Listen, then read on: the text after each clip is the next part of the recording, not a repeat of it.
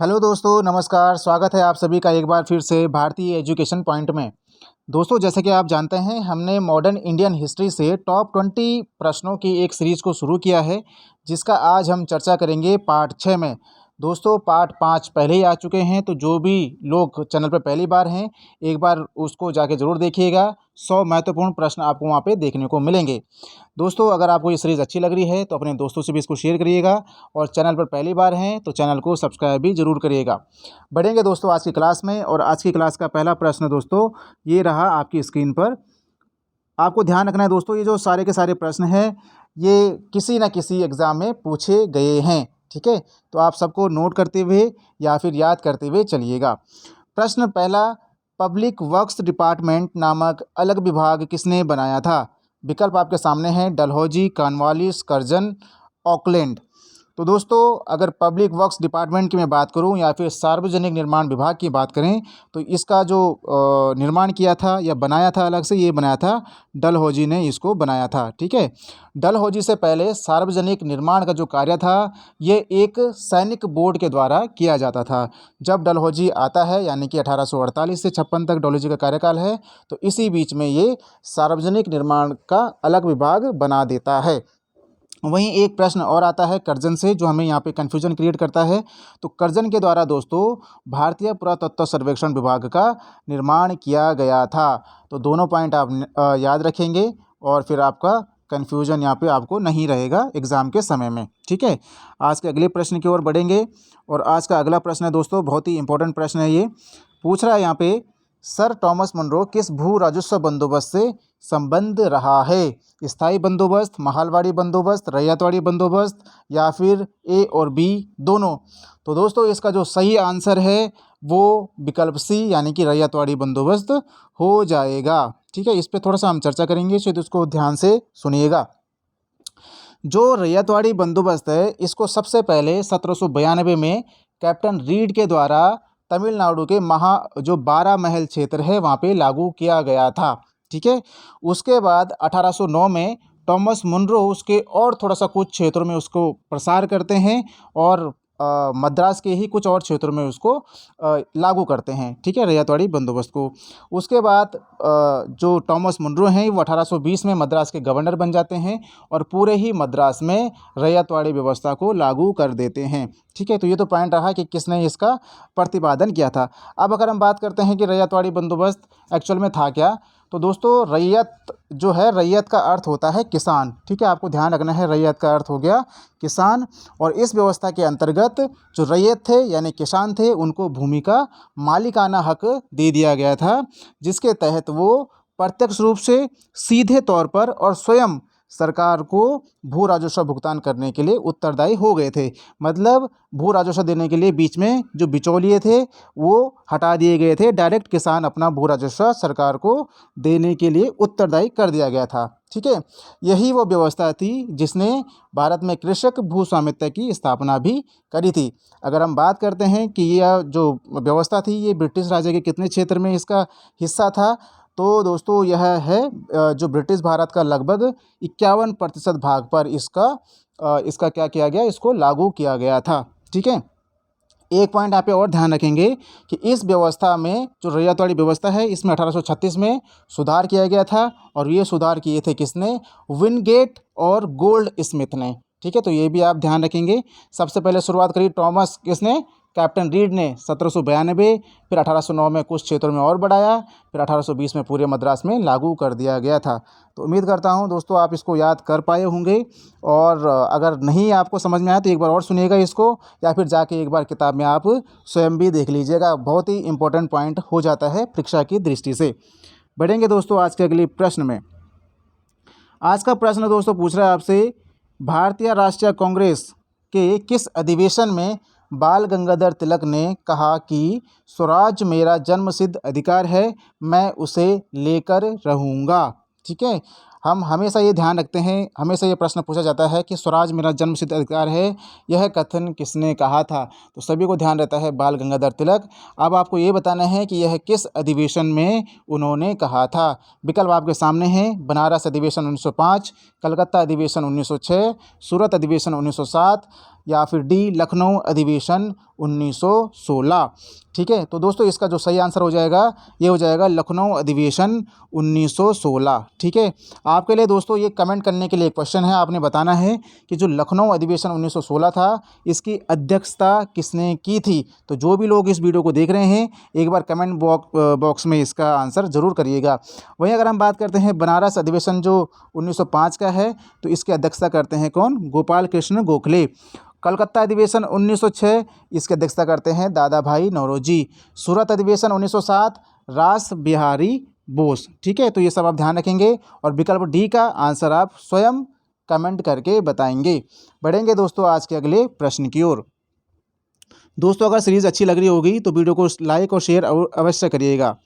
बढ़ेंगे दोस्तों आज के अगले प्रश्न में और एक फैक्चुअल का क्वेश्चन है यहाँ पे, मद्रास महाजन सभा की स्थापना कब की गई थी। विकल्प हैं 1880, 1882, 1884 या फिर डी 1886।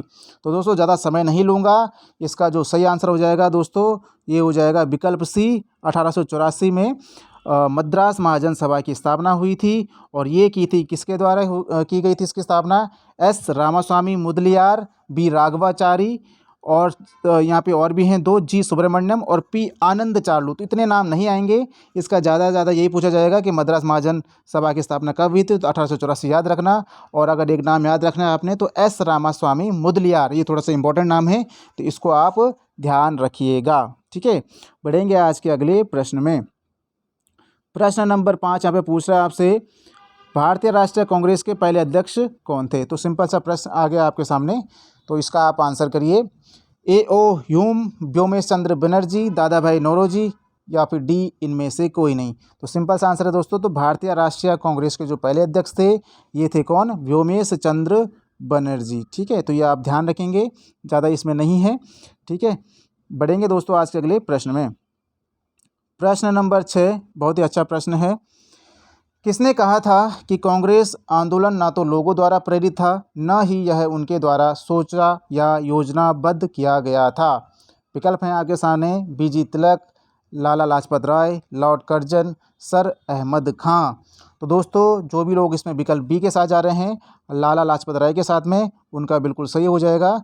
इन्होंने ही कहा था कि कांग्रेस आंदोलन ना तो लोगों द्वारा प्रेरित था ना ही यह उनके द्वारा सोचा या योजनाबद्ध किया गया था, लाला लाजपत राय। बढ़ेंगे आज के अगले प्रश्न में। आज का अगला प्रश्न है दोस्तों 7वां प्रश्न आपके सामने है, अध्यक्षीय संबोधन के समय किस कांग्रेस अध्यक्ष ने हिंदी भाषा के लिए रोमन लिपि लागू करने की वकालत की थी। विकल्प हैं महात्मा गांधी, जवाहरलाल नेहरू, अबुल कलाम आज़ाद, सुभाष चंद्र बोस। ध्यान से सुनिए क्वेश्चन को, किस कांग्रेस अध्यक्ष ने हिंदी भाषा के लिए रोमन लिपि लागू करने की वकालत की थी। तो दोस्तों इसका सही आंसर हो जाएगा विकल्प डी सुभाष चंद्र बोस। अब यहाँ पे पूछ रहा है अध्यक्षीय संबोधन, यानी कि इस कांग्रेस अधिवेशन के ये अध्यक्ष थे। तो ये बात हो रही दोस्तों 1938 हरिपुरा अधिवेशन में सुभाष चंद्र बोस अध्यक्ष थे और इसी अधिवेशन में उन्होंने रोमन लिपि लागू करने की वकालत की थी हिंदी भाषा के लिए। ठीक है, हरिपुरा की बात करें तो हरिपुरा पड़ता है गुजरात में। ठीक है, बढ़ेंगे आज के अगले प्रश्न की ओर। आज का अगला प्रश्न है दोस्तों आपके सामने, किसने भारतीय राष्ट्रीय कांग्रेस पर प्रार्थना याचना तथा विरोध की राजनीति का आरोप लगाया था। बी आर अम्बेडकर, महात्मा गांधी, लाला लाजपत राय या फिर डी बाल गंगाधर तिलक।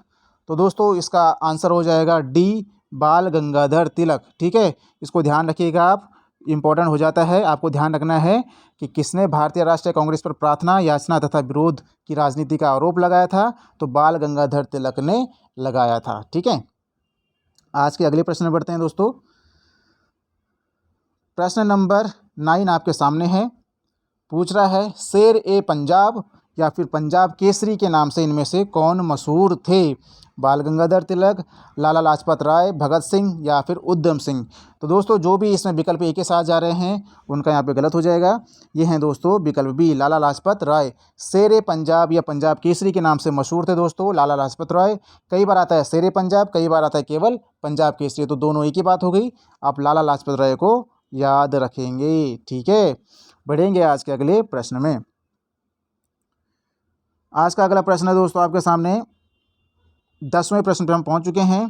किसने कहा था कि तिलक भारतीय अशांति के जनक हैं? बहुत बार पूछा गया प्रश्न है दोस्तों, और इसमें ऑप्शन आपके सामने है Webb Miller, Lord Reading, Louis Fischer, V Chirol. तो दोस्तों इसका सही आंसर हो जाएगा विकल्प डी, वी शिरोल, यानी कि वैलेंटाइन शिरोल ने ये कहा था कि तिलक भारतीय अशांति के जनक हैं। तिलक भारतीय अशांति के जनक हैं, वैलेंटाइन शिरोल का ये कथन है। बढ़ेंगे आज के अगले प्रश्न में। अगला प्रश्न है दोस्तों प्रश्न नंबर 11। पूछ रहा है निम्न में से किस एक को लाला लाजपत राय ने अपना राजनीतिक गुरु माना था? बहुत ही महत्वपूर्ण प्रश्न है। अगर आप किसी भी एग्ज़ाम की तैयारी कर रहे हैं तो इसको ज़रूर आप नोट करिए, ये कहीं ना कहीं आपको देखा जा सकता है। ठीक है, विकल्प आपके सामने हैं, गैरीबाल्डी को, विवेकानंद को, मैजिनी को, या फिर दादा भाई नौरोजी को। क्वेश्चन क्या है कि लाला लाजपत राय ने अपना राजनीतिक गुरु किसे माना था? तो दोस्तों इसका सही आंसर हो जाएगा मैजिनी, यानी कि लाला लाजपत राय ने अपना राजनीतिक गुरु मैजिनी को माना था। ठीक है, इसमें हम थोड़ा सा एक पॉइंट और नोट करेंगे कि जो लाला लाजपत राय है ये इटली के थे एक्चुअली। कौन? मैजिनी। तो लाला लाजपत राय ने इटली के क्रांतिकारी नेता मैजिनी को जीवनी, जो मैजिनी की जीवनी थी उसको पढ़ने के बाद उनको अपना राजनीतिक गुरु मान लिया था। और उनकी एक प्रसिद्ध रचना भी थी, क्या थी? The duties of man. इसका उन्होंने उर्दू में अनुवाद भी किया था। ठीक है, ध्यान रखेंगे लाला लाजपत राय को लाला लाजपत राय ने किसको माना था? मैजिनी को। ठीक है, और मैजिनी कहाँ के थे? इटली के। ठीक है, यहाँ पे कभी यही पूछा जा सकता है कि ये रचना किसकी है? The duties of man. तो आप ध्यान रखेंगे मैजिनी की ये रचना है। ठीक है, बढ़ेंगे आज के अगले प्रश्न में। प्रश्न नंबर 12। 1908 में 6 वर्ष के कारावास की सज़ा किस उग्रवादी नेता को दी गई थी? बिपिन चंद्रपाल, बाल गंगाधर तिलक, लाला लाजपत राय, या फिर अरविंद घोष। तो बिल्कुल दोस्तों आपका आंसर बिल्कुल सही है। यहाँ पे हो जाएगा विकल्प बी, बाल गंगाधर तिलक को ये 6 वर्षों की जो है कारावास की सज़ा दी गई थी। इनका एक पत्र था केसरी, इसमें इन्होंने जो लेख लिखे उन लेखों के आधार पर इन पे राजद्रोह का मुकदमा चलाया गया, और फिर इनको 6 वर्षों की इनको जो है कारावास की सज़ा होगी, और इनको मांडले जेल में रखा गया था, जो कि कहाँ है? म्यांमार में पड़ता है। तो ठीक है, ध्यान रखेंगे 1908 में 6 वर्ष के कारावास की सज़ा हुई थी किसको? बाल गंगाधर तिलक को। बढ़ेंगे आज के अगले प्रश्न में। आज का 13वां प्रश्न है दोस्तों आपके सामने। ये यूपीपीसीएस का 2014 में आया प्रश्न है। महात्मा गांधी के साथ निम्न मुसलमानों में से किसने बाल गंगाधर तिलक की अर्थी उठाई थी? विकल्प आपके सामने हैं, शौकत अली, मोहम्मद अली, अबुल कलाम आज़ाद, या फिर M.A. अंसारी। ठीक है, ये क्वेश्चन आपको देख के लगेगा कि ऐसा क्वेश्चन नहीं बन सकता, इसलिए मैं बता रहा हूँ कि ये पूछा गया है यूपीपीसीएस 2014 का प्री में ये पूछा गया था। तो दोस्तों इसका सही आंसर हो जाएगा ए, शौकत अली। ठीक है, तो शौकत अली ने महात्मा गांधी के साथ में ये मुसलमान थे शौकत अली जिन्होंने इनकी अर्थी उठाई थी। और 1 अगस्त 1920 को बाल गंगाधर तिलक का देहांत होता है। वहीं एक और पॉइंट भी है कि जो हजरत मोहानी थे उन्होंने इस टाइम पे शोक गीत पढ़ा था। ठीक है, बढ़ेंगे आज के अगले प्रश्न में। आज का अगला प्रश्न है दोस्तों आपके सामने, पूछ रहा है क्रांतिकारियों के एक गुप्त समाज अभिनव भारत का गठन किसने किया था? खुदीराम बोस, प्रफुल्ल चाकी, बीडी सावरकर, महादेव गोविंद रानाडे। तो दोस्तों इसका सही आंसर हो जाएगा विकल्प सी, वीडी सावरकर। ठीक है, अगर हम बात करते हैं तो जो विनायक दामोदर सावरकर, वीडी सावरकर का पूरा हो जाएगा क्या? विनायक दामोदर सावरकर। इन्होंने 1899 में एक मित्र मेला नामक गुप्त संगठन की स्थापना की थी, और यही जो संगठन है 1904 में अभिनव भारत में परिवर्तित हो गया था। अगर ये पूछा जाएगा कि वीडी सावरकर ने अभिनव भारत की स्थापना किस स्थान पे की थी, तो नासिक में की थी, यानी कि नासिक हो गया महाराष्ट्र में। तो ये भी आप ध्यान रखिएगा, अभिनव भारत, वीडी सावरकर। बढ़ेंगे आज के अगले प्रश्न में। प्रश्न नंबर 15 आपके सामने है। बाल गंगाधर तिलक के लिए किसने कहा था कि संस्कृत के एक विद्वान के रूप में तिलक में मेरी दिलचस्पी है? Rabindranath Tagore, Max Muller, Bipin Chandrapal, William Jones. तो उम्मीद करता हूँ आपने इसका आंसर किया होगा। इसका सही आंसर हो जाएगा दोस्तों मैक्स मूलर। याद रखिएगा, कई बार पूछा गया प्रश्न है। क्या याद रखना है कि बाल गंगाधर तिलक के लिए किसने कहा कि संस्कृत के एक विद्वान के रूप में तिलक में मेरी दिलचस्पी है? तो ये मैक्स मूलर का कथन है दोस्तों। बढ़ेंगे अगले प्रश्न की ओर। आज का अगला प्रश्न है दोस्तों, 16 प्रश्न पे हम पहुंच चुके हैं और यहाँ पे पूछा जा रहा है, निम्नलिखित में कौन लगातार 6 वर्ष तक भारतीय राष्ट्रीय कांग्रेस का अध्यक्ष रहा था? जवाहरलाल नेहरू, गोपाल कृष्ण गोखले, अबुल कलाम आज़ाद, दादा भाई नौरोजी। तो उम्मीद करता हूँ आपने इसका भी करेक्ट आंसर किया होगा। इसका सही आंसर हो जाएगा दोस्तों अबुल कलाम आज़ाद। ये 1940 से लेकर 1946 तक, यानी कि लगातार 6 वर्षों तक कांग्रेस के अध्यक्ष रहे हैं। और स्वतंत्रता पूर्व ये किसी भी कांग्रेस अध्यक्ष का सर्वाधिक कार्यकाल रहा है। वहीं अगर हम बात करते हैं कि स्वतंत्रता के बाद सर्वाधिक कांग्रेस अध्यक्ष का जो कार्यकाल रहा है वो सोनिया गांधी का रहा, 1998 से लेकर 2017 तक। तो ये भी आप ध्यान रखेंगे, ठीक है। बढ़ते हैं दोस्तों आज के अगले प्रश्न में। प्रश्न नंबर 17 पे हम पहुंच चुके हैं। यहाँ पे पूछ रहा है, भारत की स्वतंत्रता प्राप्ति के बाद किसने सुझाव दिया था कि भारतीय राष्ट्रीय कांग्रेस को समाप्त कर दिया जाना चाहिए? क्या पूछ रहा है, भारत की स्वतंत्रता प्राप्ति के बाद यह किसने सुझाव दिया था कि भारतीय राष्ट्रीय कांग्रेस को समाप्त कर दिया जाए? विकल्प आपके सामने हैं, सी गोपालाचारी, महात्मा गांधी, जयप्रकाश नारायण, या फिर यहाँ पे महात्मा गांधी 2 बार हो गया है। तो आप समझ जाएंगे जो इसका विकल्प है ये भी दोस्तों हो जाएगा महात्मा गांधी, ठीक है। ये महात्मा गांधी का कथन था कि अब स्वतंत्रता के बाद कांग्रेस को समाप्त कर दिया जाना चाहिए। बढ़ेंगे आज के अगले प्रश्न की ओर। प्रश्न नंबर 18 दोस्तों आपके सामने है, बहुत ही इंपॉर्टेंट प्रश्न है ये। शारदा अधिनियम के अंतर्गत लड़कियों एवं लड़कों के विवाह की न्यूनतम आयु क्रमशः कितनी निर्धारित की गई थी? शारदा अधिनियम के अंतर्गत लड़कियों एवं लड़कों के विवाह की न्यूनतम आयु क्रमशः कितनी निर्धारित की गई थी? विकल्प हैं 12 एवं 16, 14 एवं 18, 12 एवं 14, 14 एवं 16। तो दोस्तों इसका जो सही आंसर हो जाएगा ये हो जाएगा विकल्प बी, 14 एवं 18, ठीक है। तो जो शारदा अधिनियम है ये 1929 में बना था और लागू हुआ था 1930 में। तो इसमें जो विवाह की उम्र थी लड़कियों की थी 14 साल और लड़कों की कर दी गई थी 18 साल। नेटिव मैरिज एक्ट में भी सेम एज रखी गई थी, लेकिन जो नेटिव मैरिज एक्ट था वो उतना चल नहीं पाया था, उसको क्या बोलेंगे, उसको वो अपना प्रभाव नहीं छोड़ पाया था, इसलिए ही फिर बाद में शारदा अधिनियम लाया गया था। बढ़ेंगे दोस्तों आज के अगले प्रश्न में। 19वें प्रश्न में हम पहुंच चुके हैं दोस्तों अगर आपको ये सीरीज़ अच्छी लग रही है तो ज़रूर इसको लाइक करिएगा। यहाँ तक आप पहुंच गए हैं, ठीक है। और आपको मैंने एक क्वेश्चन भी पूछा है वो भी आप ज़रूर कमेंट करिएगा, अपनी प्रतिक्रिया दीजिए और अपने दोस्तों से भी इसको शेयर करिए, ठीक है। धीरे धीरे हम सब्जेक्ट को भी बढ़ाएंगे और फिर लाइव करने की भी कोशिश करेंगे। तो 19वां प्रश्न पूछा जा रहा है दोस्तों आपसे, किसने 1873 में सत्यशोधक समाज की स्थापना की थी? तो पहला ही पॉइंट आपको प्रश्न में दिख रहा है, कभी बार पूछा जाता है कि सत्यशोधक समाज की स्थापना कब हुई थी, तो आप ध्यान रखेंगे 1873 में। अब किसने की थी इसका विकल्प आपके सामने हैं, गोपाल कृष्ण गोखले, ज्योतिबा फूले, शिवनाथ शास्त्री या फिर डी इनमें से कोई नहीं। तो दोस्तों इसका सही आंसर हो जाएगा ज्योतिबा फूले। क्या होगा? ज्योतिबा फूले। पूछ रहा है 1873 में सत्यशोधक समाज की स्थापना, तो आप ध्यान रखेंगे ज्योतिबा फूले ने की थी, ठीक है। ये एक आंदोलन इन्होंने चलाए थे, गैर ब्राह्मण जो आंदोलन थे, इन्होंने महत्वपूर्ण इसमें भूमिका निभाई थी, ठीक है। और साथ में इनकी एक पुस्तक भी आती है गुलामगिरी, वो कई बार पूछी जाती है। तो गुलामगिरी पुस्तक किसने लिखी है? ज्योतिबा फूले ने ही गुलामगिरी पुस्तक भी लिखी है, ठीक है। ये भी आप ध्यान रखेंगे। बढ़ेंगे आज के अगले प्रश्न और आज के अंतिम प्रश्न की ओर, और बहुत ही महत्वपूर्ण प्रश्न आपके सामने ये रहा। निम्नलिखित में किस समाचार पत्र या पत्रिका से महात्मा गांधी संबंधित नहीं थे? विकल्प आपके सामने हैं, Yugantar, Indian opinion, young India, D नवजीवन।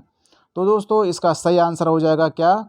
युगांतर, ठीक है। युगांतर जो है इससे महात्मा गांधी नहीं जुड़े थे। अगर हम बात करें युगांतर की तो इसका संपादन भूपेंद्र नाथ दत्त और बारिंद्र कुमार घोष ने किया था, ठीक है। अगर हम बात करते हैं इंडियन ओपिनियन की तो इसका संपादन है 1903 में डरबन से डरबन कहाँ है? साउथ अफ्रीका में। तो डरबन से किया था महात्मा गांधी ने। वहीं अगर हम बात करते हैं यंग इंडिया की, तो यंग इंडिया है 1919 का और नवजीवन है 1921 का। तो इस प्रकार आज का जो क्लास है ये समाप्त होती है यहीं पे।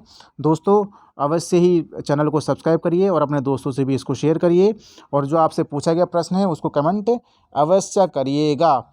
मिलेंगे दोस्तों एक नई वीडियो में, तब तक मोटिवेट रहिए, पढ़ते रहिए। बहुत बहुत धन्यवाद दोस्तों।